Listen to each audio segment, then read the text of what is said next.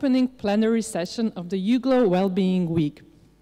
I would like to greet all the participants of this plenary session. First of all, our keynote speaker, Barbara Oakley, professor at the Auckland University.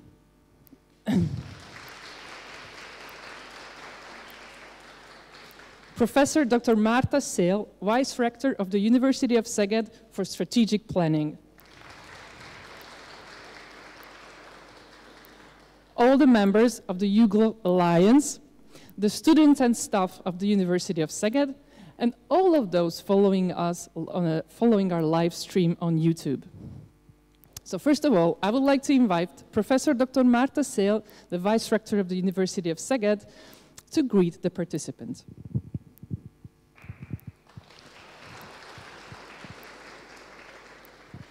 Thank you very much. I think we could not even imagine a shiniest event at the beginning of this spring in Szeged. Finally, nice weather came. Finally, we have a stop in our COVID restrictions, and then we can welcome our distinguished UGLO guests in Szeged. For months and months, we didn't have any occasion to come together within the partnership, and we are very, very happy that we can greet you here in Szeged. But first of all, I would like to greet Professor Barbara Oakley. We are absolutely honored that you accepted our invitation, being the keynote speaker of the opening event of this UGLO event.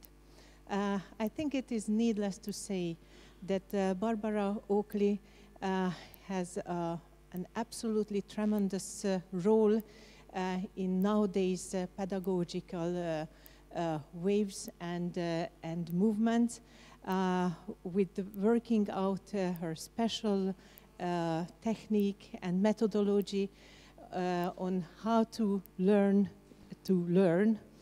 and millions of students followed her instructions to get into the most advanced learning techniques. We are very, very honored that you came to us and you share your experience and thoughts with us. And we also very happy that we can share this event with our UGLO partners, and we hope that the thousands of students who belong to the UGLO University family will also be part of this learning technique, and most of them will profit from the knowledge that we receive from Professor Oakley. Thank you very much for coming.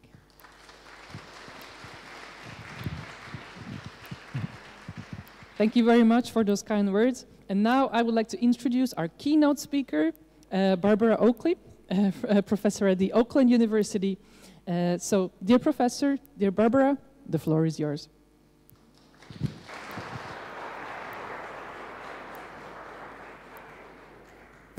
Well, thank you so much. I'm so honored to be here, and I'm hoping everyone can hear me all right. Okay. So I'd like to begin with my favorite athlete of all time, and his name is Julius Yego, and Julius is from Kenya. Now, if you know anything about Kenya, you know it's famous for its long-distance runners. But look at Julius's arms. Does he look like a long-distance runner? In fact, he always wanted to learn to throw the javelin. It's like this spear that's an Olympic sport, actually. But there were no javelin throwing coaches in all of Kenya, and he couldn't afford to go overseas to study. So he began watching great coaches in throwing the javelin on YouTube. So he would watch and go out and practice, watch and practice. And do you know that 98% of the time, simply by watching and practicing, he became the world champion in throwing the javelin. So when we say, oh, online learning, it's never as good as face-to-face, keep in mind that you can learn so many things online. And an honor and a joy for me is the visionary attitude here at University of Szeged towards online learning and the potential that it has, coupled with face-to-face learning, in helping students learn much more effectively. And in fact, oh, well, look at, okay, so here's the thing about Hungarian names that you may have noticed. You can't pronounce them. So I'll just refer to Albert here. Albert won the Nobel Prize, of course, and in fact, Hungary has this sort of notorious reputation for people who are so extraordinarily intelligent, they eventually just sort of said they must be aliens, as in space aliens. And so, indeed, Hungary has an extraordinarily intelligent cadre of people here. And we can learn from some of the insights of the great contributions made to Europe from Hungary. And I should note that later, Albert will return to help inform us in further attributes of education. So that's in the next workshop this afternoon. But I should tell you a little bit about myself and my own background. I grew up moving all over the United States. So by the time I was about 15 years old, I'd lived in 10 different places. Now, the thing is that math is a very sequential subject. So if you fall off anywhere along the way, it can be very difficult to get back on. For me, I was 7 years old, and we moved from Lubbock, Texas to Chelmsford, Massachusetts. They were suddenly very far ahead of me in the multiplication tables. I never liked math anyway. So I just said, I don't have the math gene, and I flunked my way through elementary, middle, and high school math and science, which is really ironic because I am standing here in front of you today as a distinguished professor of engineering. And I'm the real deal. I publish in top journals, and I'm a fellow of top engineering societies. One day though, one of my students asked me, how did you change your brain? He found out about my sordid past as a math flunky. And I thought about it, and I love this picture of me because it's like the last cute picture of me. But I loved animals and knitting and weaving and all those kinds of things, and I knew I could never grow up and do anything technical. But so I thought, what can I do? And I decided that I wanted to try to learn another language. Well, as usual, the US, at least at that time, was very far behind. We didn't have lots of bilingual individuals. It was kind of hard for me to figure out how to go about learning a second language because I couldn't afford to go to college. None of the people I hung around with were bilingual. But I found out that there was one way I could learn another language and actually get paid for it. And that was to join the Army. So that's me. I'm looking really nervous, about to throw a hand grenade. And if you knew how clumsy I am, you would know why I look so nervous. But I did learn another language. I learned Russian. I should have learned Hungarian or Spanish or one of the wonderful Portuguese that would be. But I ended up working out on Soviet trawlers up in the Bering Sea, and I loved having new adventures and seeing the world through new perspectives. So I also ended up at the South Pole Station in Antarctica. That's me. I'm looking really cold. But that's where I met my husband. So I always say,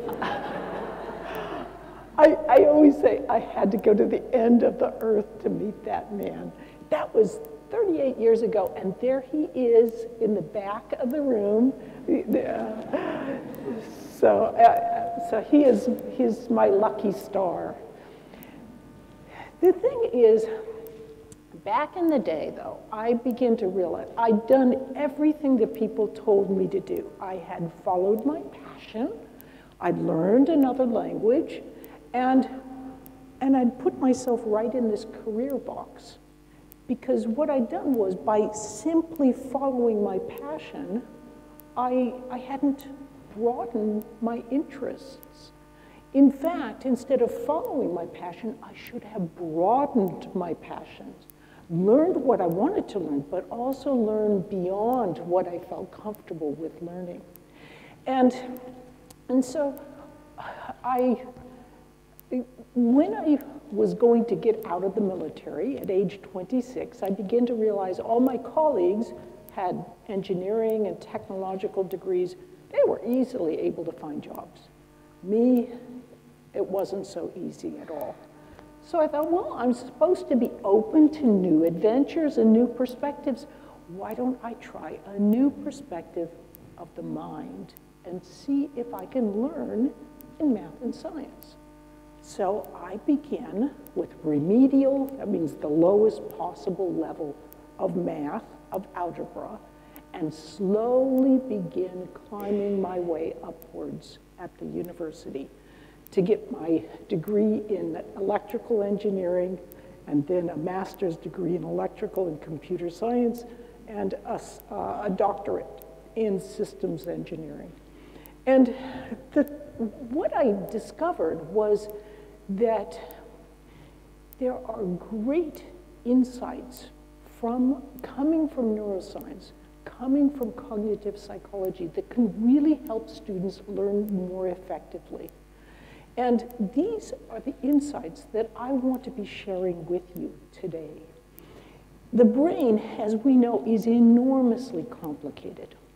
But if we take a look at one simple building block of the brain, the neuron, we can really begin to understand some key ideas related to learning.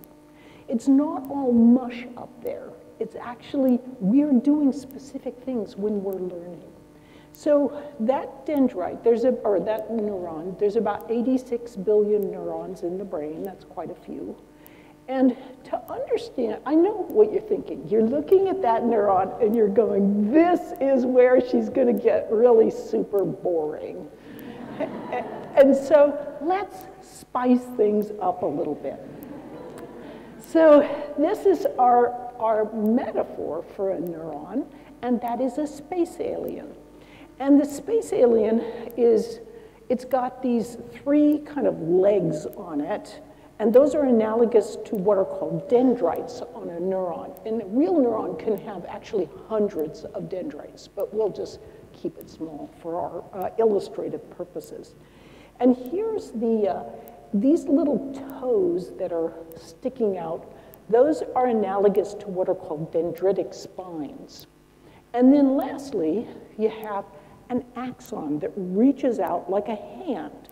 And indeed, what neurons are actually doing is they kind of like to play footsie. In other words, they reach out and they like to tickle the toe of an adjoining neuron. And what that's really doing is it's sending a signal. So an electrical signal jumps neurochemically across this gap called the synapse and travels on to the next neuron. There's a lot of dynamics that I'm skipping over here, but the reality is that memories and learning simply involve creating neural connections between these neurons. And so when you're learning something new, what you're actually doing is creating a nice set of links between neurons. So if you are learning a new dance step, you're creating sets of links in long-term memory in the neocortex. You're learning how to conjugate a verb in Hungarian. or you're learning how to multiply or divide or take a derivative. Whatever you're learning, if you've really learned it, you are simply creating sets of links in long-term memory. So when you hear some psychologists say things like, you don't need to remember that, you can always look it up, you begin to understand that our learning about how the brain actually works can help us to understand that no, you can't always just look it up. In fact, could I speak Hungarian if I was just using Google Translate to look it up? There are some things you really need to have in long-term memory in order to learn and become an expert in anything. Now, as students are practicing, or as we are practicing with whatever we're doing, we are strengthening these sets of links between neurons. And the more we practice, the more we're kind of creating this thick, nice set of links that we can much more easily pull to mind. Also, here's an important idea in education, and that simply relates to the value of metaphors. So metaphors, oftentimes when we know something, like let's say we know how water flows, it seems very simple now. Water flows, you know, a river flows along. But when you were a baby, it took you a long time to come up with, to really, you played with water, you're trying to understand how it flows. Once you got that idea of how water flows, however, you can use it as a metaphor or an analogy to much more easily understand how electrical current flows. So metaphors are very powerful because they take a few key ideas and they allow people to use those key ideas as a bridge to much more easily understand whatever they're trying to learn or remember. Now, do metaphors, there's like the idea of water is a good analogy for electrical current flow up to a certain extent. I mean, certainly if you get to a quantum level, that metaphor doesn't work at all. But all metaphors will eventually break down, and whenever they do break down, you just throw them away and you get a new metaphor. It's not a biggie, but good luck trying to find a metaphor for quantum levels in physics. But now I'm going to we're going to have a vote. So I'm going to give you 4 different options, and we will have a vote in this room to see which one you think is the most efficient and effective method for learning. So, okay, so remember, you're going to be asked to vote. First option, rereading. So we often, when we read something, we're trying to get it into our brain, and we reread it. That's a form of repetition, so that should be helpful, right? It could be, is it highlighting or underlining? So we focus our attention because we're highlighting and underlining. Or is it retrieval practice or recall? So, for example, using a flashcard to see if we can retrieve the answer to that vocabulary word by checking the other side. Or is it something called a concept map, where you draw out key concepts and show how they relate to one another? So we've got 4 options. So everybody gets to vote. One of these options is by far the best. And this has been shown not only in research in Science, the journal Science, which is one of the best in the world, but by hundreds of other research papers. So if you're wrong, don't worry, because lots of people often are. Okay, so how many vote for rereading? We have several brave souls, so we've got 2 that I see so far. Okay, how many for highlighting and underlining? Okay, we've got a brave soul. You get 10 points for, okay. Retrieval practice. Okay, so, I guess maybe 15 or 20, something like that. Okay, and concept map. Okay, I think concept map wins. Okay, are you ready now? It is retrieval practice. So a lot of you got it right. But here's what I find interesting. You can always pick out the people in the room who have a lot of background in education, because those are the ones who go concept mapping. Because we've been told that for so many years. The challenge is that nobody ever went and checked to see how good concept mapping was compared with these other techniques. And when they did go to check, they found that, of course, retrieval practice is far more effective. Why is that? If you look, like right now, I am explaining some ideas to you. You are putting very weak sets of links in your long-term memory, very weak. But each time you retrieve those ideas, you strengthen those sets of links. So the best thing you could do, like right after this talk, you're going out to take the break, you say, what were the key ideas that I want to remember?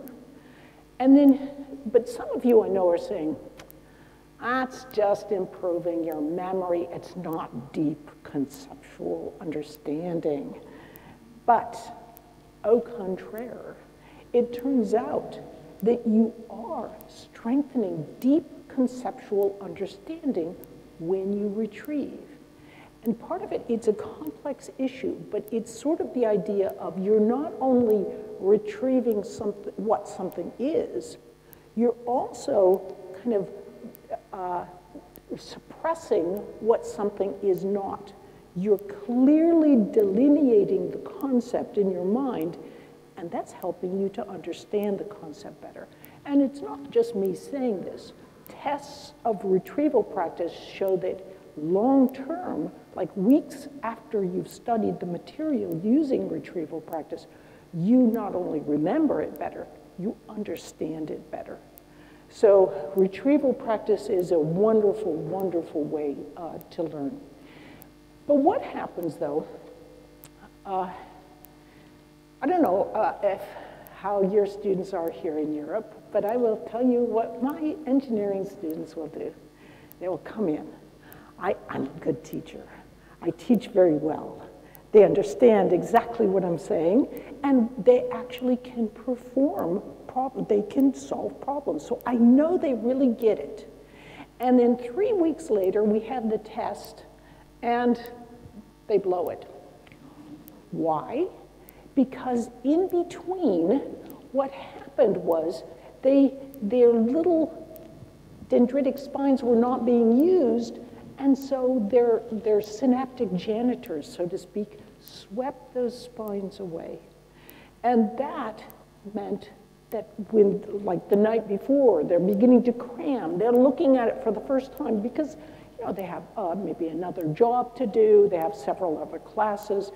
So they're trying to look at the material the night before, but they've forgotten it because they haven't retrieved in the meantime to strengthen those sets of links.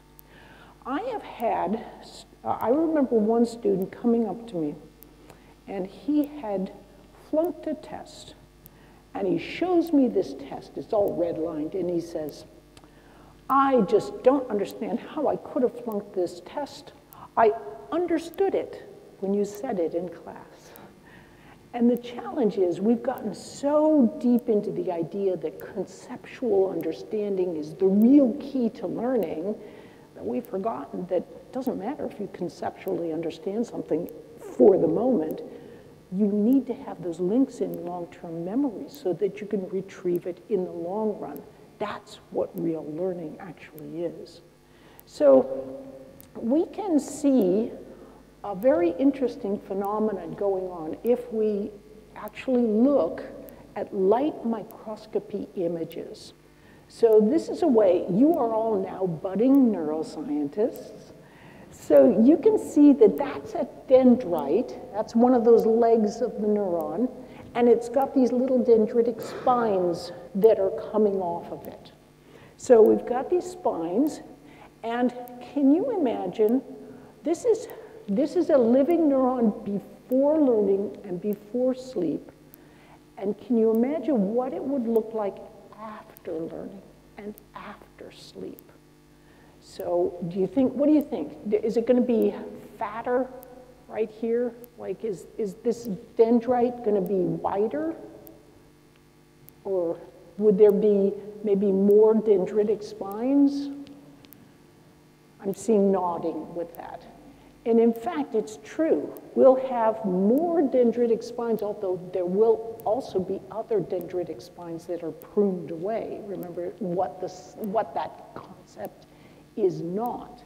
So everywhere you see a blue triangle, there is some difference. Like this dendrite is there where it was not there before.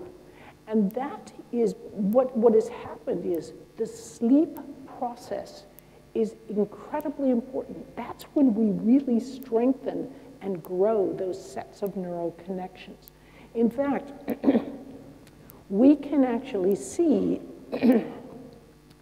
that those connections, like there'll be a ripple of electrical signal going hundreds of times during the night over that particular pathway, and that helps build those synaptic connections. This is also why it can be a very good idea for you to remind your students that when they're learning something, they want to learn it during the day, of course, but those 1 or 2 minutes right before they go to sleep, they want to bring to mind whatever they're trying to learn or remember. If they can do that, it's almost like that prompts the brain to help it to repeat during sleep those specific neural connections, and that will help speed your learning. Now, there's a concept that's a very important one called spaced repetition, and that relates to all of this. So if you have 5 hours to learn something, you would want to, or your students, you will want your student to space that learning out. So maybe 1 hour per day for several days, over 5 days, rather than 5 hours all crammed into one day. And if you do that kind of learning, it's weaker connections that are much easier for your synaptic janitor to sweep those connections away. What's happening is when you space out and do spaced repetition, you learn during the day, you sleep at night, and that gives you twice the result for that effort. Learn during the day, 1 hour, sleep at night, further reinforces. So as you're going, look, you are strengthening those connections much more, not only during the learning process itself, but also during the sleep process. But this tells us, too, that trying to do better in school by only sleeping 3 hours a night, for example, as opposed to 7, is not really a very efficient use of your learning, your approach to learning. Most people, there's a very small percentage of people who have what's called a short sleep gene, and they really can sleep like 3 or 4 hours. Most people don't have it. So if you find yourself being very tired, you may want to really try to find ways to get a little more sleep, because it's such an important part of growing those neural connections. Now, I talked a little about the importance of metaphor. So one of my favorite metaphors is that learning is like building a brick wall. It takes time to do this. So you have bricks, a layer of bricks, then mortar, bricks, mortar, but before you go too high, you stop and you're letting that mortar dry between the bricks. If you don't take your time with building this wall, you'll get a structure of learning that something like this, which is a very, very poor foundation to move ahead in your learning. So taking time, spaced repetition, retrieval practice, all of those kinds of things will really help make your learning more efficient. Does it make it easier? In some sense, yes. In some sense, no. I mean, it can be harder to try to retrieve something from your own mind. It's so much easier to just look at it on the page and you think it's in your brain, but it's not. So if you spend that time doing the harder approach, deliberate practice, as Robert Bjork, the great psychologist, says, you will actually learn more efficiently, which can save you a lot of time in the long run. It just does take time. There's something that is sometimes irreverently referred to as the meathead theory of learning. And that is that learning takes time because, you know, it's kind of like building muscular structure. But there's a very deep truth to this because both muscular tissue and neural tissue are excitable tissues. And it takes time to build the structure of those excitable tissues. So, I should note, since we're talking a little bit about an athlete right here,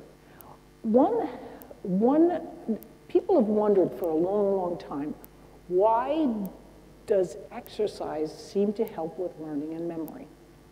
Nobody knew. And in fact, I remember talking to neuroscientists and then saying, if you could just discover what it was, it would be so incredibly valuable. Well, guess what? They found what it is, or at least a good part of what it is. It turns out that there is a substance called brain-derived neurotropic factor, and here's what happens. So you know this is a dendrite.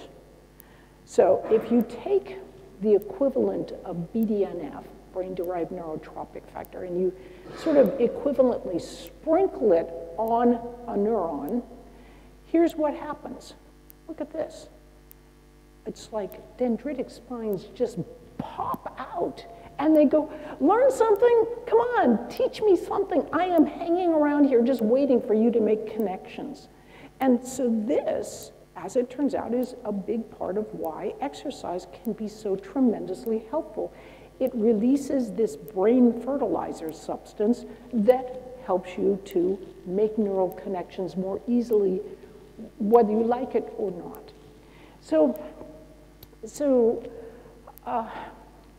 Learning is a lot like baking a cake. It's got so many different ingredients. And I want to switch to a different ingredient of learning. And this involves the brain's two different modes of thinking. And this is very real. See, the two different modes are called focus mode and diffuse mode. I'll call them diffuse mode. Psychologists call it task-positive networks and task-negative networks. Neuroscientists call the diffuse mode the default mode network. But here's how these two different ways of thinking were discovered. When magnetic resonance imaging devices were first discovered and they were messing around and trying to understand how the brain worked, they would have people do all sorts of different tasks. So they would say, oh, think about playing a musical instrument, or go ahead and type something, or think about a mathematical problem and solving a mathematical problem. And they're working on all these different tasks. And so the first research that was coming out about what was going on in the brain actively while you're actually focused on a task was really tremendously exciting. But one researcher, actually there were several, but Marcus Raichle at in St. Louis was amongst the most prominent. He was doing all this research on tasks, right? Do this task, this task, this task. One day, he's like, okay, wait a minute while I switch tasks. So they're waiting, and they're kind of just sitting there doing nothing. And Marcus Raichle happened to look, and by golly, if the brain was operating completely differently when the person wasn't focusing on a task. And in fact, there's many resting mode states that collectively are called the default mode. So when you are sitting here and you're focused on me, you're in focused mode. When you are accidentally going, oh, isn't that bird out there? You are going into mind wandering, which is part of the default mode network. You might think, oh, mind wandering is always bad. No, it's not. Actually, that's where a lot of creativity can come from. So it means that we often need to go back and forth between these two modes in order to learn effectively. But to better understand these two modes, we should use what? Metaphor, exactly right, yay! Okay, so the metaphor we're going to use is that of a pinball machine. So if you look, here is, I mean, if you're my age, you remember pinball machines, but let's say you're younger. All you have to do to play pinball is just pull back on the plunger and a ball goes bouncing around on these rubber bumpers. This is actually the basis for many modern video games. But what I want to do is take this pinball machine and I want to put it right onto the human brain. So are you ready for it? Okay, so here we go. There is the pinball machine on the brain. And this is a good metaphor to help us understand what's going on in the focus mode. When we learn how to do something like mathematics or multiplication tables or to speak a certain language, we are using specific pathways that are laid in the brain by virtue of the fact that we've practiced a lot with those pathways. So let's say that I asked you to multiply 74 times 25. Some of you could do it in your head. Those are called Hungarians.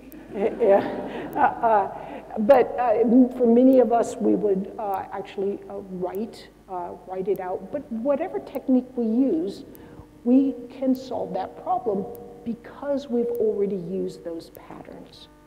But let's say that you're a little kid, like I was a little kid, okay? So 7 years old, 8 years old. I knew some multiplication because I jammed it in. But then they're trying to teach me division. So they're trying to lay new pathways. But here's what my brain is doing. They're trying to lay these new division pathways, but my brain is going, division? No, wait. I thought you were just teaching me multiplication. And it slithers back to these patterns that it's already comfortable with and familiar with. And I can't solve the problem, and I start to get more and more frustrated. And eventually, I shut the book and I say, oh, I'm terrible at math, and I walk away just thinking that I'm really bad at it. But what I should have done, and what I could have done if people had taught me more about how the brain learns, is I could have just closed the book, walked away, and let my brain go into this diffuse mode. That's in this different resting state mode. My thoughts they're moving around, but it's in a much broader way. And what can happen during this resting state mode is my brain can start making connections as long as I'm not totally focused. Right? As long as I'm focused on this thing, I can't go into diffuse mode on that particular thing. So, but if I just go rest, get my mind off it, then later, when I do return to focusing on the problem, suddenly it makes sense. And suddenly I can, in fact, I can go, what on earth was my problem? This stuff is so easy. So this is what learning is. It often involves going back and forth between focused and diffuse modes. You can't generally be in focused and diffuse mode at the same time on the same subject unless you are taking certain forms of mushrooms, and I am not advocating that here. So, the thing is, what I'd like you to do now is I would like you to break into little groups, and I want to take about 4 or 5 minutes, and I'd like you to discuss between yourselves what's the difference between focused and diffuse modes, that I just explained. Can you maybe even come up with a different metaphor than the one I used? So what I'd like you to do is just kind of break into groups of anywhere from 3 to 5 people. Introduce yourselves. Hopefully you'll be with people you don't know already.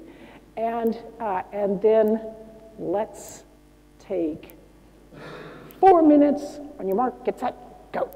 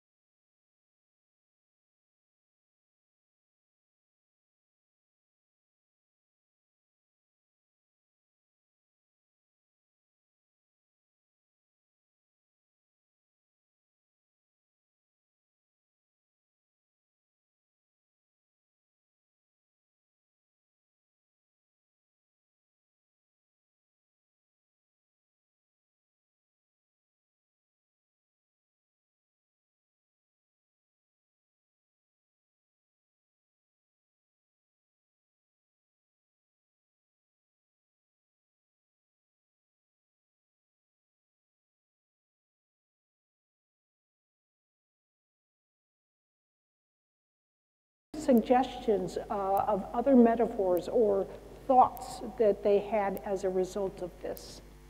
Any volunteer? Yes.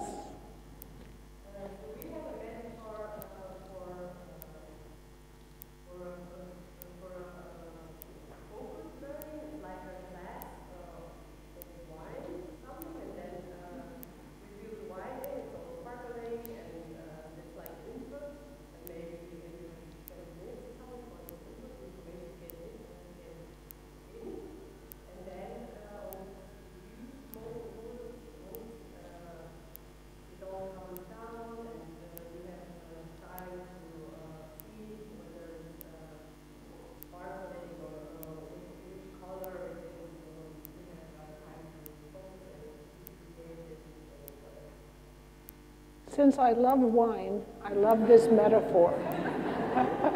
That I think is the most intriguing metaphor I've heard. I really like that one. Of course, you can think of it as focused is the fun part and diffuse is the hangover, you know.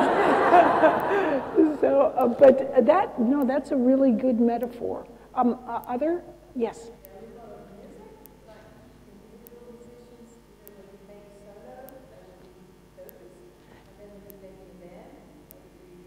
What? That's a new metaphor I've never heard before, but it's quite true because it is like the brain is sort of during diffuse or default mode network, it's like this symphony that's playing together instead of more of a solo act. I love that.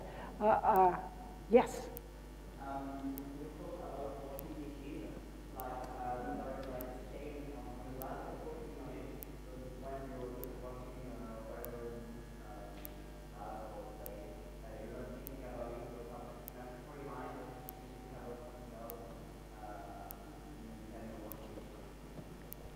So default mode or diffuse mode would be more like during that phase where you're washing dishes? Perfect. No, that's a really good metaphor. And it also, that idea helps us to understand that you can use opportunities in your life to allow that default mode to arise. Like you can't make yourself go into default mode network. You can make yourself go into focus mode unless you're super tired or something. But all you can do is produce the circumstances to let yourself fall into default mode network. It's kind of like falling asleep, but that activity where you're just washing dishes or you're maybe out trimming some plants in the garden or doing some kind of cleaning or making a cup of tea. Those are perfect opportunities. So students will sometimes say, well, I have so much to do, I'm not going to waste my time, those 5 minutes, in taking a break. But you can integrate other seemingly mindless activities. That's a great, okay, that's a really, really good point. Let's take one more if we want let's go all the way in the back there. Okay.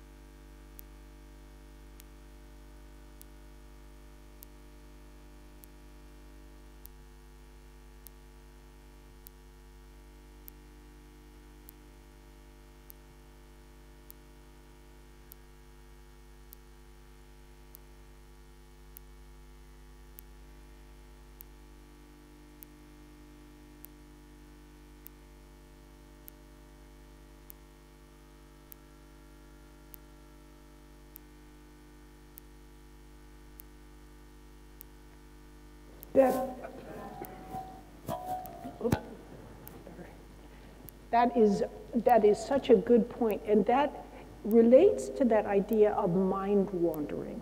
You know, you're on one subject, but that kind of leads you to another, and then maybe another through metaphor, seemingly completely different type of idea. But so many scientific discoveries, everything from the benzene ring and so forth, they arise when you are not actually thinking about the activity. What was it? You know, I think it was Poincaré who had a great mathematical breakthrough when he was stepping off a bus. And they often say it's bed, bath, and bus, where you have these kinds of wonderful breakthroughs. It's not when you're actually focusing on the problem. But this is not to say that you just don't need to focus on the problems. It's like you have to load the information in very well for your mind to be able to percolate on it through these mind-wandering sorts of activities. But this,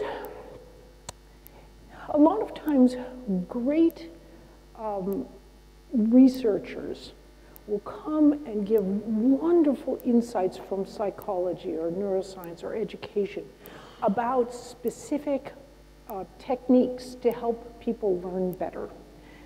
But here's one thing that is often completely overlooked, and this is actually the most important thing of all, and this is procrastination.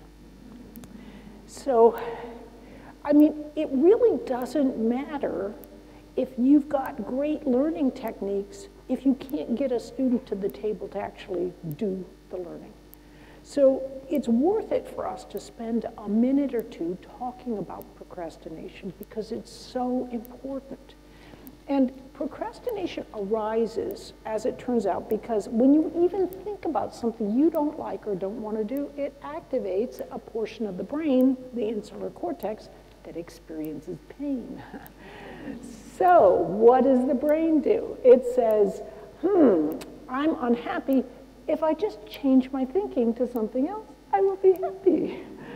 So you do this once, you do it twice, no big deal. But if you procrastinate very often, you can even end up thinking, oh, I just don't have the math gene, or I don't have the language gene, or I don't have whatever. And it actually, you perfectly well can have the capability to learn in that subject area. It's just that when you procrastinate until the last minute, you can become highly stressed, and few people can learn under those highly stressed conditions. So since I'm an engineer now, I will jump right to the solution.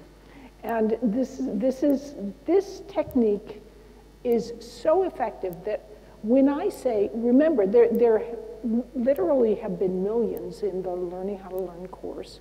So when I say tens of thousands of people have written me about the value they've found in this technique, I really mean tens of thousands of people have actually written me.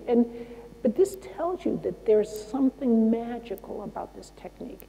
And indeed, don't be fooled. It's so simple, yet everything we know from neuroscience supports the fact that this is really tremendously effective.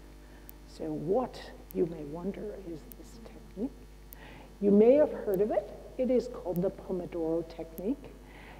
In Italian, Francesco Cirillo he devised this technique in the 1980s. It's so easy, unless you hear about it from a normal, I have heard the technique explained by academics, and it's a simple 19-step process. It's like so super easy. All you have to do is just get rid of all distractions. So nothing popping up on your cell phones or your computer. You know, good luck if you have a 2-year-old at home. But other than that, you know, just try to remove all distractions. Set a timer for 25 minutes. Focus as intently as you can for 25 minutes. And then give yourself a little mental reward, 5 minutes of a break of some sort. So here's what I will typically do. I'm ratting out myself. Sometimes, I know this is hard to believe, I putter around and I'm not actually working on what I'm supposed to be working on. In fact, I'm just kind of surfing the web and having a little fun. And I feel this guilt arising in me. And after a while, this guilt becomes kind of like this, I've got to get this thing done. So I say, okay, I will do a Pomodoro. And I clear everything off, I set the timer for 25 minutes, and I begin working. And my mind goes, God, I don't want to work on this. I really hate this stuff, you know. And sometimes I do. It's a chore that I don't want to be doing.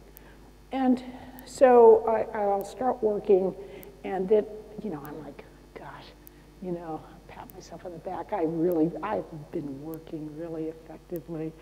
And so I look at the timer, see how much time I've got left. I know I'm almost done. And I've just done 2 minutes of a Pomodoro. So my mind screams, I cannot do 23 more minutes of this thing.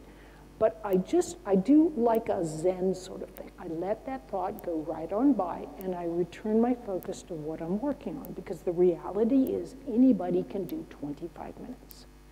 And when I'm done, when I reward myself, I try not to do anything that involves focusing, because what we're doing during that reward period is we're going into default mode, diffuse mode. And so I want to, here's how we fool ourselves. Do you love your cell phone? I love my cell phone. I'm like a little compulsive about my cell phone. And you know, when I'm done with the Pomodoro, I'm like, oh, I did so good. I get to check now and see if I got any texts. And then, oh, I did. So then I start responding to it. Guess what? As soon as I begin responding, I'm back in focus mode. And it's too deep to go into the neuroscience here about what's happening. But in essence, if you begin focusing again right after you've been studying and learning something new, you're beginning to overwrite some of those new neural connections you made. So it means you're wasting that previous time that you had been studying. You actually really need to just kind of not do anything. You can listen to some music, take in the beautiful outdoors, have a cup of tea, do a little cleaning, anything that's rather mindless. And then what you have been learning will have a chance to be reinforced, hippocampally speaking, as I'll discuss a little bit more this afternoon. So as I mentioned before, it can be a good idea to have like 4 of these sessions, and then followed by so 5 minutes a piece here, and then a half an hour at the end. And that 2-hour period can be valuable for helping you to learn effectively. So, and if you only have 25 minutes to go, just go for that. Just keep in mind that we often have thought that learning only took place when we were focusing, but it's focusing plus that rest break, the default mode network. That's the magic that helps learning to really seat itself. But we should go on. There's another very, very important aspect of learning, and this relates to working memory, long-term memory, and octopuses. So, if you look, working memory, you can kind of think of it like short-term memory, but I don't want to say it's the same because it's not technically thought to be the same, but it's what you're holding temporarily in mind. So if I gave you the number 74325, you'd probably hold it in your working memory by repeating it. And don't worry, there will not be a test, so you don't need to repeat it. But normally, though, people can hold about 4 pieces of information in working memory. They can hold more by grouping things together. So if you, for example, let's say you're a chess expert, you may be able to hold an enormous amount of information in your mind, but it's because you've learned to group together certain chess configurations. Or I might give you a long string of numbers and you could remember them in short-term memory, but it'd be like 7-2, 4-9, 3-4, 4-2. You're grouping them together. But in essence, just think of 4 groups of information, or 4 pieces of information is what a typical working memory can hold. But long-term memory is different. It's more like this set of neural links that's stored in various locations around your neocortex, and that is where you've stored your memories. So we have working memory, or kind of like short-term memory, and we have long-term memory. That's good enough for our purposes. So what's happening is when you are learning something new, your working memory is working to create sets of links that it stores in long-term memory. So then later, you can reach into long-term memory and grab those sets of links and do whatever you need to do. So this brings me to our younger daughter, Rachel. There we go, that's Rachel. So when we created the course Learning How to Learn, we did it for virtually nothing, and mostly filmed in my basement. So here it is. I mean, it just shocked me because I was invited to speak at Harvard. I was a nervous wreck, right? You know, and I walked in, and the room was packed, standing room only. And I thought, why are there so many people here? It turned out our one little course had on the order of the same number of students as all of Harvard's massive open online courses put together, made for millions of dollars with hundreds of instructors and people. And ours is made like in my basement for practically nothing. And how did we do it so inexpensively? Use your relatives. So they will work for food.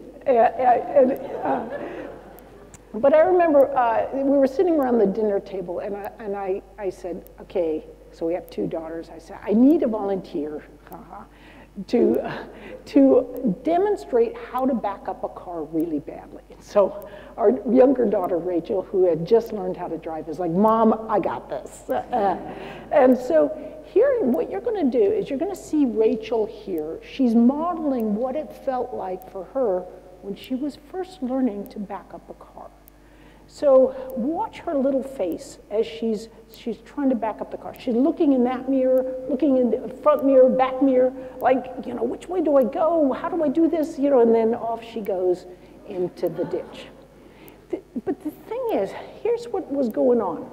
So when Rachel was first learning to back up that car, her working memory was going crazy. She had what's called a heavy cognitive load, and she had no extra arms available on her working memory octopus to grab any other information. So this is why, of course, you would not be sitting beside someone first learning to drive a car and say, okay, so tell me everything about your day. Because their working memory is really busy trying to learn how to operate the car. But once Rachel learned how to back up the car, it became really easy for her. All she had to do was think, oh, you know, I got to back up the car. She pulls this set of links into mind. She has a light cognitive load. So in other words, she has these arms, extra arms that aren't really full with other information. And so she can think about things, is my seatbelt fastened? What's the song on the radio, and these kinds of things. She's got working memory available for other kinds of things. Now, when our students are tested, here's what happens. We expect, and if they have studied well, they have deposited sets of links about important ideas and techniques in long-term memory.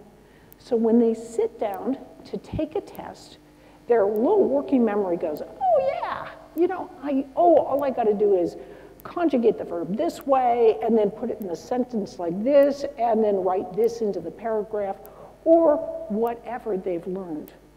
And they can put things together because they've got those bits and pieces already practiced and stored in long-term memory. But if they have not practiced using retrieval practice, that is, by always giving themselves a little bit of self-testing to see whether they've actually put it in long-term memory rather than simply in working memory, what can happen is that their working memory, they sit down to the test, and it's crazy. They look into their long-term memory, but there's nothing there. So then they come to you as the instructor and they say, I suffer from test anxiety. And the reality is we have not taught them how to learn effectively.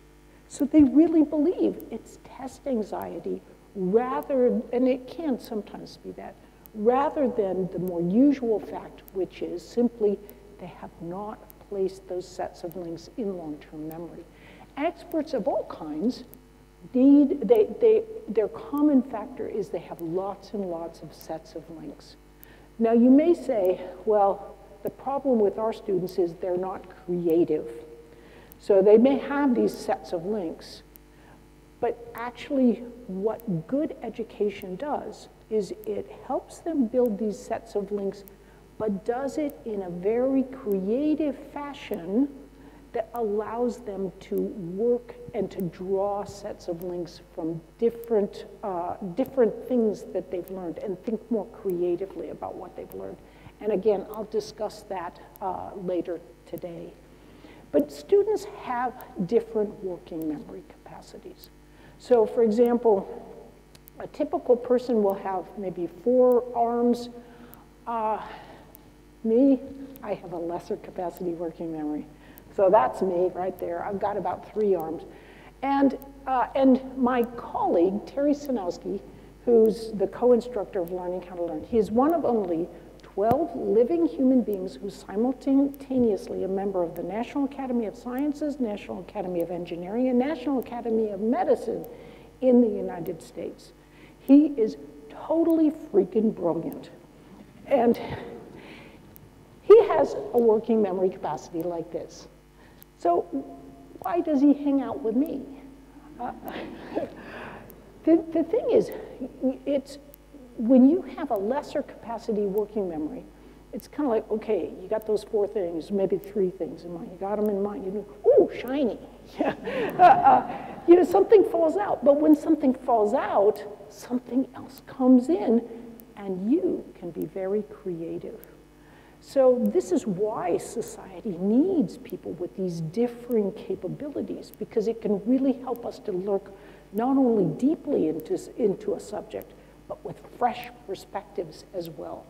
Now, so one important idea is that the lower the working memory capacity, like with me, the more important it is to create those sets of links in long-term memory.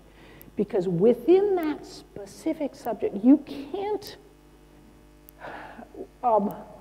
working memory capacity, you might think, okay, we're a growth mindset here, right? If you can't have a bigger working memory capacity yet, well, that's like saying to someone, you can't be taller yet. I mean, you have a certain height, and that's what your height is. You have a certain working memory capacity, that's what your working memory capacity is.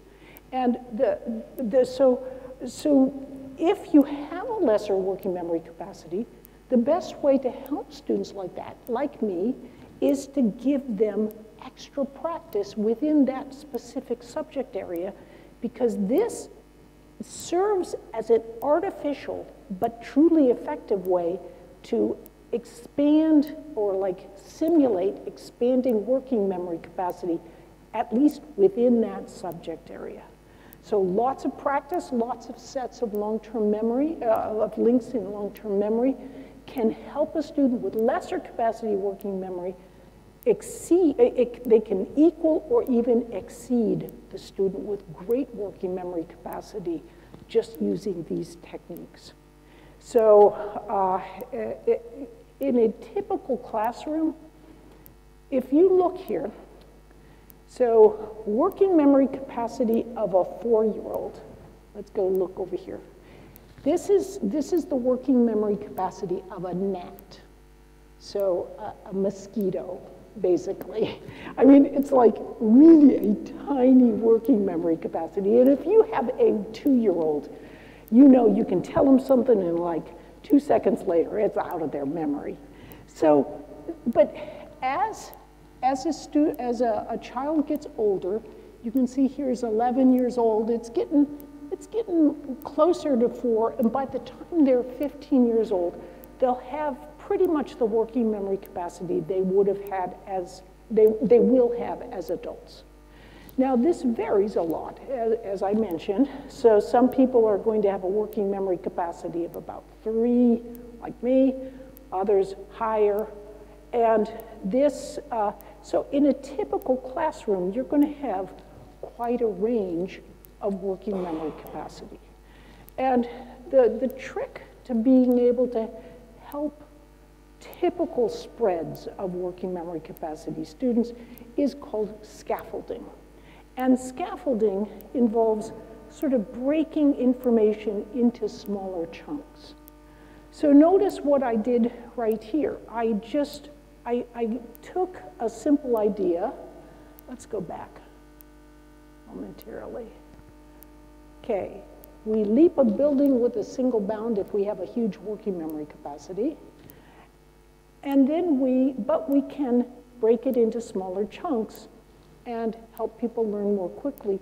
So instead of just having one image on one side where it showed the building that was really tall and then the other building with the steps, so you have this complex imagery with 2 parts in it, I broke it up into steps so you could see what I was talking about step by step.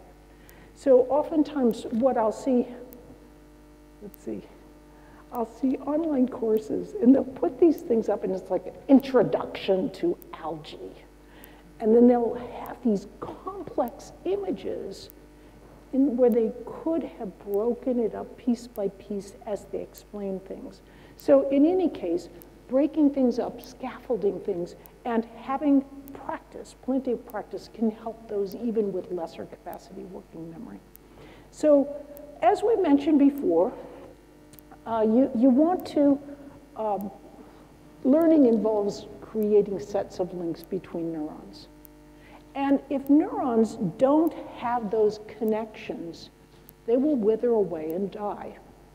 So what's happening in your brain is you've got this kind of lattice of neurons, and as you're learning something new, as it turns out, new neurons are born every day in your brain. But if you're not learning something new, they just don't have anything to hang on to. In fact, see, new neurons are born, but if you're learning something new, it's like they're going, oh, somebody needs me. I need to hook oh, they want me to hook my little dendritic spine in here, and then this one here, and this is all taking place because, maybe you're learning Spanish, or maybe you're learning, or you're navigating a new pathway to your work that day. Something new, something different that you're learning. And that will help these new neurons that are being born to survive and thrive and grow. New neurons are they are more flexible. They learn more quickly. They allow you to be more flexible as a human being. So have you ever met, like an elderly individuals? They're all cranky, and they think they know everything, and they won't learn anything new. You do not want to be that person. So continuing and lifelong learning helps with that neurogenesis process so that these new neurons that are born actually survive and thrive, and these young neurons in your brain will really help you with your learning and also your attitude in life. In fact, neurogenesis is one of the hottest areas in the study of depression and alleviating depression. So if you're depressed, getting some new learning activities going can be a great way to help. I will give you another short secret. So this secret relates to, you may wonder, okay, this stuff is all good for kids, but what about us? We're older. Is there anything that can help us? Yes, there is. In fact, I mean, have you ever done this thing where you walk down, you know, from your bedroom, you walk into the kitchen and you wonder why you did that? Well, that has to do with theta coherence in different areas of the brain. And this theta coherence can diminish as you get older. But there is one way to enhance it, and that is action-style video games.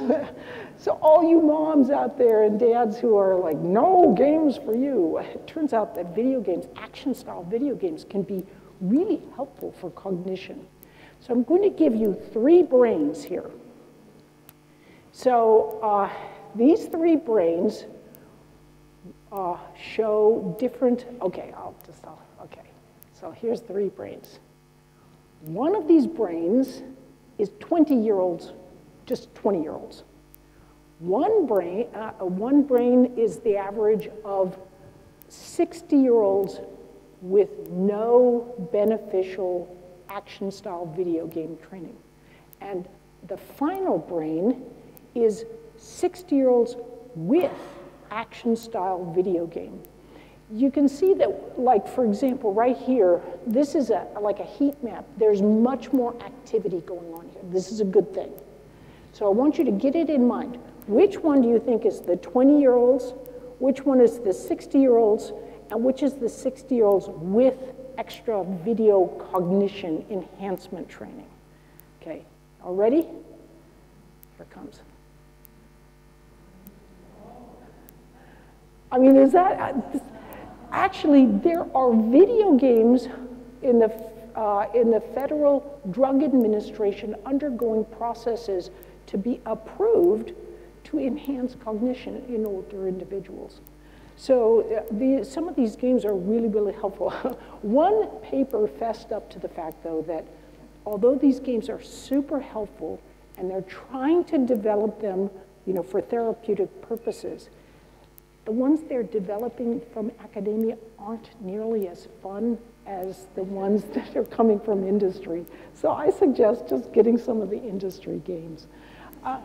Now, as we're wrapping up, I just want to say in essence, if you look at things, there's race car kinds of learners, like my compadre Terry, and there's hiker kinds of learners. I think she stands in for me. She'll be my hiker. Think about it. I mean, a race car can get to the finish line really fast, but everything goes by in a blur. A hiker, on the other hand, they can reach out, they can touch the leaves on the trees, smell the pine in the air, hear the birds. It's a completely different experience, and in some ways far richer and deeper. So we need both kinds of learners, and we're beginning to understand why there are different kinds of learners in this aspect. It turns out that faster learners, on average, there's always exceptions. Faster learners are often fast, but they're inaccurate. So notice it doesn't hit the bullseye. And they can be less flexible. Slower learners they're slow, but they're more accurate. They can hit the bullseye, and they're more flexible in their learning. And I can show you why this is the case. So if we look, a slow learner, like me, often forgets. Do Do you struggle because you forget in your learning? I sure do. And what is happening is, especially at night, but often during the day as well, dendritic spines are being washed away because they have a differing bath of neurochemicals than the fast learner. So here's the difference. This is what happens in a fast learner. They can remember much, much more easily. But that very memory can make it so that, I mean, think about it. You've got this great memory. Why should you rethink anything? If you're a doctor and you're one of those kinds of doctors who's got a superb memory, why should you revisit your diagnosis? You're really good at what you do. Whereas a slower learner, they'll forget and they have to revisit. Forget and they have to revisit. But it turns out that slower learners can make better diagnosticians as doctors, because they don't just say, okay, here's the patient, here's all the information, okay, it fits this diagnosis, that's it. Instead they go, here's the patient. Now I forgot about this. Should I go, let's see, wait a minute, now let me check this. And they think about it for a couple of days, and actually they can home in on a better diagnosis. So these kinds of, the world needs both fast learners and slow learners. Each has advantages and disadvantages. So it's good for us to know that. If you are a slow learner, well, for example, my hero in science is a man named Santiago Ramon y Cajal, who is, let's just say he was a terrible student. He couldn't learn easily, couldn't remember things, really struggled with his learning. And he was also sort of not so affectionately referred to as a devil child. He's very mischievous. But anyway, Cajal passed often after the third try. He passed a major exam that allowed him to become a professor of anatomy. That's really pretty cool, right? To go from a terrible learner to actually become a professor of anatomy. But then he went on to win the Nobel Prize. And then he went on, and he is now considered the father of modern neuroscience. How could this just awful learner who struggled with his learning ever do such a miraculous sort of thing as become a Nobel Prize winner who really put a whole discipline on a solid scientific foundation? He was asked how he did that. He said, well, first thing, I was persistent. So he really struggled with his learning. He would forget, but he would relearn, forget, relearn. And he would create those sets of links. But he also said another gift that he had was that he was flexible. So when the data told him he was wrong, he would say, I was wrong. And he would then formulate a new hypothesis. He said, I was no genius, and he was not. But he said, I have worked with many geniuses. And the challenge with geniuses is that they can jump to conclusions, and when they're wrong, they can't change their mind. So if you, like Cajal, are no genius, rejoice, because you can sometimes do things that even geniuses cannot. So with that, I would like to thank you. You are the future of education.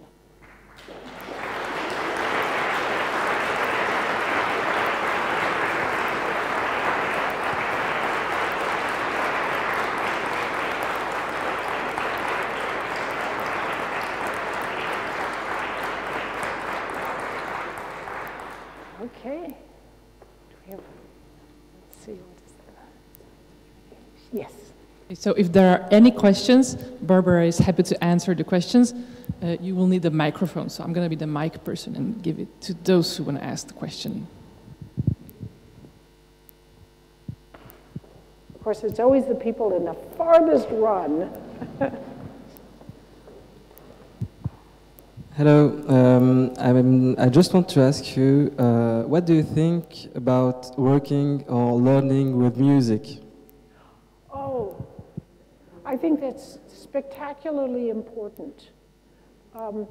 So there's research comes out and it's, sometimes mixed, like they won't find the music has any impact. But then there's other more recent research. I think what music does is several things. So for one thing, it helps you to think in a very sequential way. So you're hearing the sounds and how they come, and we take it for granted. But it also helps you to learn how to practice and be persistent in what you're learning. There's some evidence that the areas of the brain affiliated with music are also the areas that are affiliated with math. So if you're in, who knows, correlation is not causation, but by the same token, so many great scientists have been musicians. I should tell you, though, about Johnny von Neumann, the great Hungarian mathematician. He was, the normal rule for non-Hungarians is that you should not listen to music unless you have a very high working memory capacity. But even if you have a high working memory capacity, you shouldn't listen to music when you're doing math because it has overlapping areas of the brain. But what von Neumann used to love to do, so he was one of the most brilliant mathematicians of the 20th century. But he loved to listen to really super loud marching music. And so he was at Princeton with Einstein, and he would play this marching music really loud, and it really bothered Einstein. So can you imagine? Einstein's sitting there, okay, Johnny, would you please turn down the music? But so I think there's much research to be done, but there's plenty of evidence that, that music is correlated and seems to enhance learning. Thank you. Oh, and I should mention as well that singing in a choir and being in an orchestra together with others seems to enhance the social connections between people. So, for example, there's been some research in Italy where they found that the villagers are happily more social and connected when they have choirs that sing together. So I think that's another aspect of music that we don't think of. So, other questions? Yes, you talked about spaced repetition. So when you have different subjects, should you change the pattern of days where you learn, or is it just one pattern that you can use for every subject? So there's not lots and lots of research on sort of the patterns and the way you should be doing things. One of the world leaders in retrieval practice, as well as spaced repetition that goes along with it, and she just wrote a marvelous review paper on this idea of, if you're spacing your repetition, how far apart do you space it? If you have different subjects, how do you intertwine them? And really research in this area is in its infancy. So I just kind of follow gut feel. Gut feel is go for a subject, like if, you see, because it's so complex. Different students are at different levels. They're taking different subjects. They may be taking 5 different subjects, 3 different subjects, or 7 different subjects. How do you come up with one way, one rule for so many diverse possible outcomes? So, the bottom line is, I think you have to have some period of time that's long enough to grasp some key aspects of whatever you're learning. And if you're learning multiple subjects, you do the best you can to kind of mix and match so that you're maybe, if you have 5 subjects, you might devote 45 minutes to each one each day, or maybe every other day for one subject. and go longer. So it's a little bit of common sense and guesswork in there. But I think it's harder even for researchers to come up with one, you know, this is how to do it, because there's just so many complexities involved. Thank you. So you were talking about the size of the working memory and about the development by age. My question is whether it can be improved during the early age or it's biologically fixed. So although it is, working memory is said to be biologically fixed, and that's pretty much true, but on the other hand, people who do not learn how to read have lesser capacity working memory, like significantly lesser. So even though, you know, we kind of take it for granted that people are going to learn how to read, but actually education makes a big difference in the development of whatever working memory capacity you do have. I think it's a bit like nutrition. You know, you have a natural height that you're going to get to, you know, because of your genetics.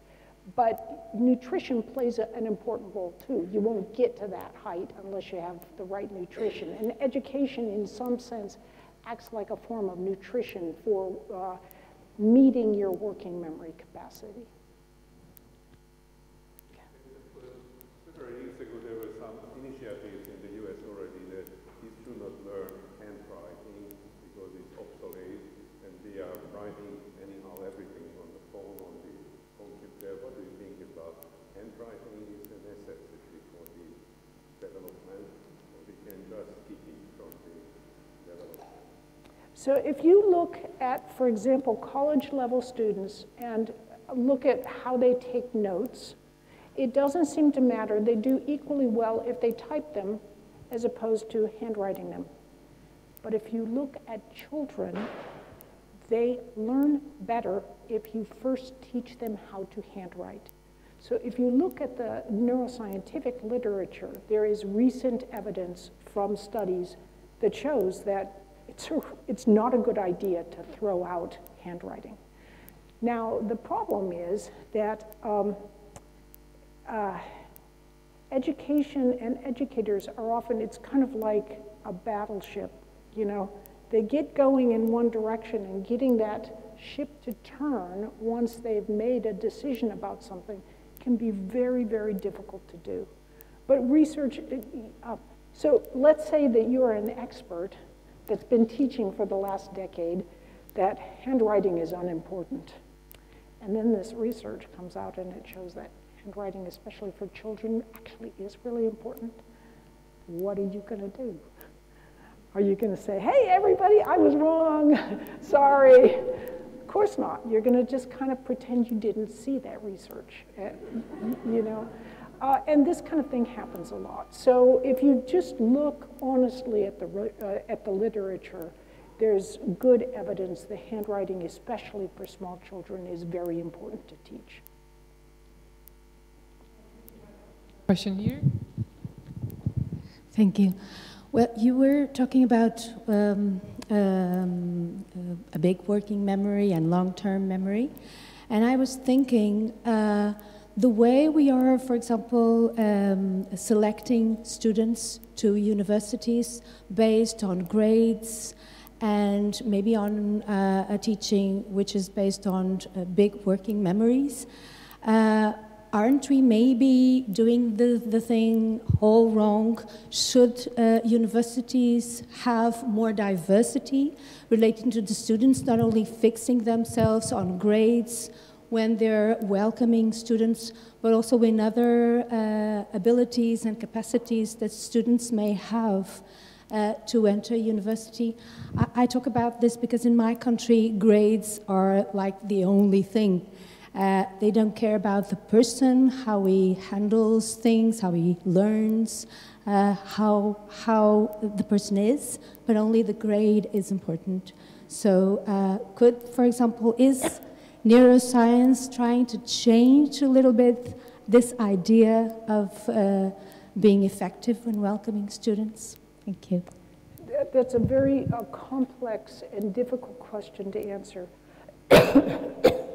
Part of the issue is, let me get a drink of water.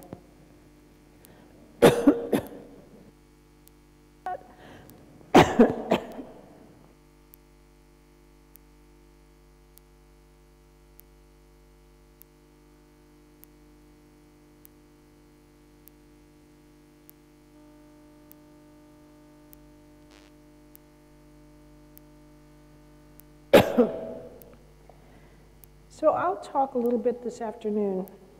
I think there's something important to keep in mind.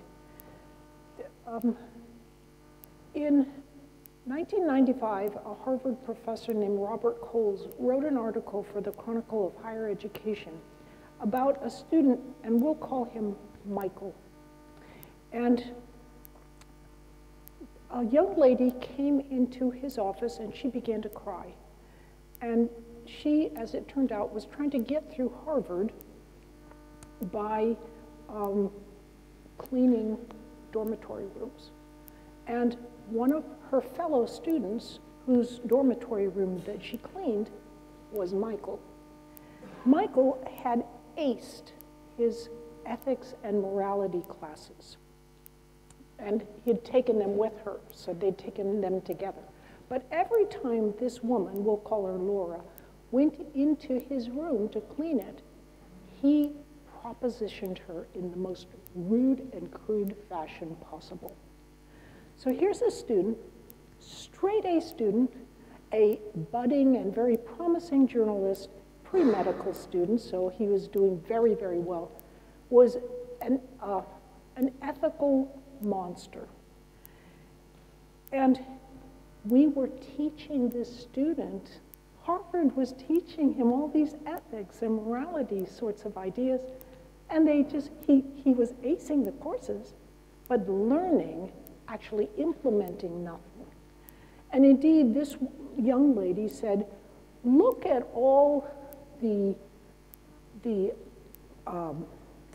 religious leaders, the politicians, the teachers, whoever, whatever group, we can find really, they have supported really terrible actions all through history. And these people have often had the kind of training that we think will make it all go away, that they will become very ethical people. So we like to think that we can teach people to be very ethical, and we can't necessarily do that. And when we try to re-engineer society by selecting people with various backgrounds, sometimes we can do good things with that, but sometimes not so good things. If you look at people's grades, it's not a very good way to tell the whole humanity of that person. We all know doctors, for example, who we know would have gotten, they must have gotten great grades, and they're really awful doctors. They're just mean and so forth. And the one thing that we can tell, though, is, let's say you have a lower working memory capacity. If you practice more, you can still get good grades. So it's showing that you're more persistent. So you can get good grades and still be kind of, not have a super high IQ just because you've practiced more. You're showing more persistence. So good grades do give us some indication. But how do you go beyond good grades? How do you pick a person who's not, who we know is really an ethical person, who's the kind of person we want to have leading society? That's really, really hard to figure out. The best we have, I think, right now is, can a person pass the class? Right now, what we do in the United States, which I find deeply unethical, is here's what we do. We say, come to higher education and you will have this wonderful career that pays great. And the student has very low grades. And they get to the university, and then guess what? It's much, much more likely that they will drop out because they don't have study skills at that point in their life. And so then what do we universities do? Say, we gotcha. You can't get out of that debt. In the United States, you can't get, that's the one debt that cannot be forgiven. So when we allow students from all sorts of different backgrounds who cannot actually get really good grades, in fact, they have really, really bad grades, and then we allow them to come in thinking that we're helping them, we can actually be drawing them into this thing where they end up in deep, it's societal debt. So this is a very complex issue. I don't think there's an easy answer where you can say, let's just not let grades count, because then we can start getting students who at that point in their life maybe should not be at the university. There were times, where I should not have been at the university. I wasn't mature enough yet. Many of my students have been dropped out of the university when they were 18, but came back when they were 28 and were able to do really well. So I don't think there's an easy answer. I'm very sorry for the long-winded response here, but I think we have to be really, really careful to avoid just kind of saying, okay, grades won't count anymore, because grades do matter. But how to pick the other traits, boy, that's a really tough one, because societies have struggled with this through history. Thank you very much. I think we have a little more time for 1 or 2 questions, right? I'm looking at you. Sure. Still, we had a question in the back.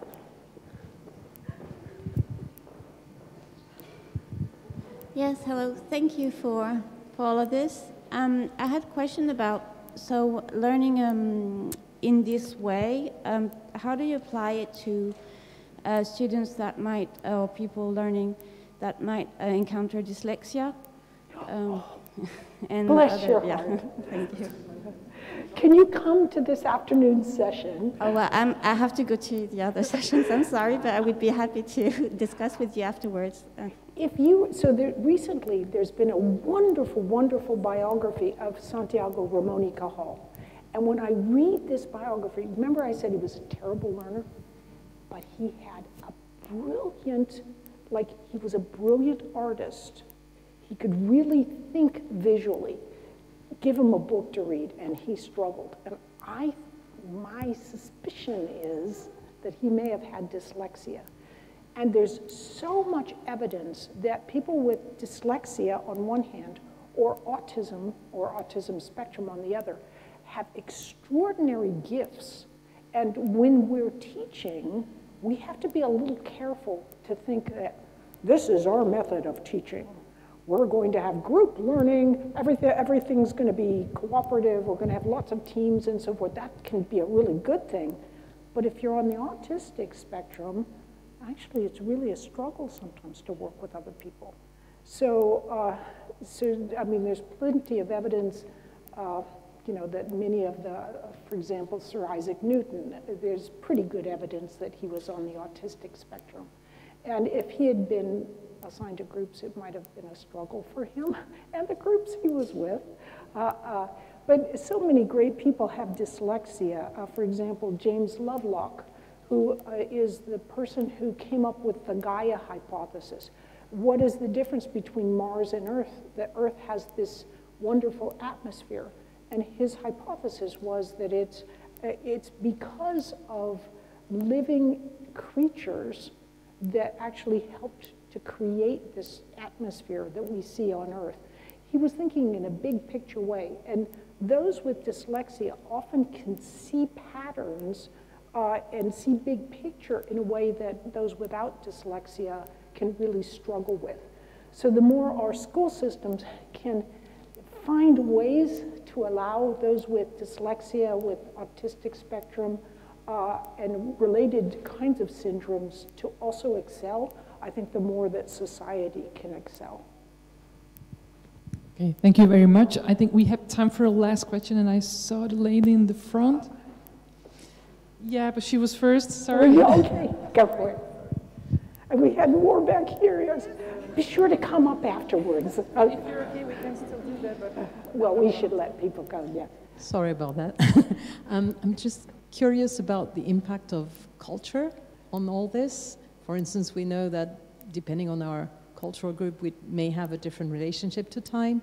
And so when you say that, for instance, in your Pomodoro technique, that it's good to put away all distractions for 25 minutes because it's going to help our brain, I was wondering what it means for someone who is from a more polychronic cultural group, and if you could... So I think something to keep in mind is every single rule that you have in learning, there's going to be exceptions to it. You know, when I was learning verb conjugations, it's kind of like for every exception there's a rule, and every rule there's an exception.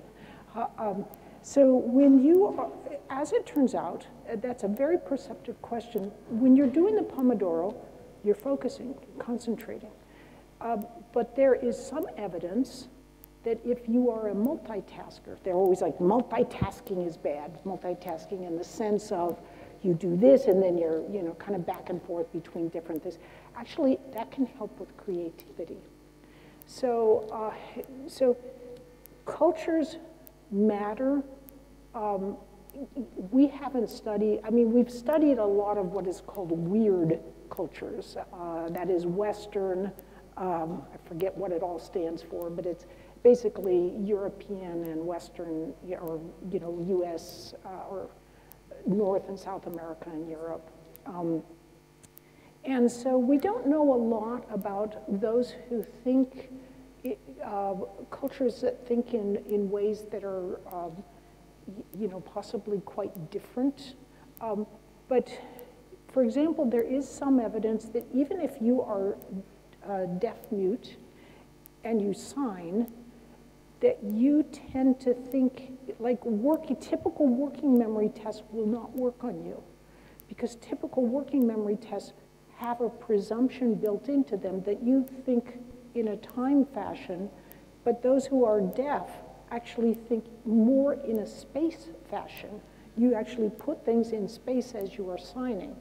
So, you know, all I can say is there's much research to be done, but I think that the more that we as human beings can try to be bicultural, at least bicultural in our approach to things, and if you have the wherewithal to be tricultural or more, there's so much evidence. For example, our daughter went to Chile for her senior year of high school, fell in love with a young man, and when she was 17 said, "I'm going to marry him." That was 15 years ago. He's like the best son-in-law you could ever imagine. But they speak Spanish at home. They're very bilingual, and I'm very happy about that because our grandchildren will grow up. There's plenty of evidence that, for example, when you're bilingual, you often have better impulse control, because if you're just in one language, you're thinking a word. But if you're bilingual, you're thinking, oh, no, don't say that one to mom, say that one to mom. And you're able to suppress one language and then the other, and that helps you to be, in more general terms, better at impulse control. So I just think, I'm fascinated by the effect of culture on our ability to think about things, much less to learn. But I should say that some cultures, I think, have such a great regard for learning that it actually can be problematic for creativity. Because if you are thinking that your teacher is a god, you're less likely to question what your teachers are saying. And so sometimes I think cultures that we think are great because they have such great emphasis on learning can actually have a flip side that can create some issues. So great question, hard to do justice to. Okay, and if, for those who had questions, please feel free to come up, and the rest of you, I think I'm holding you back from lunch. So go forth, and those who still have questions, please come up. Okay. Thank you very much, Barbara, for this really inspiring and fun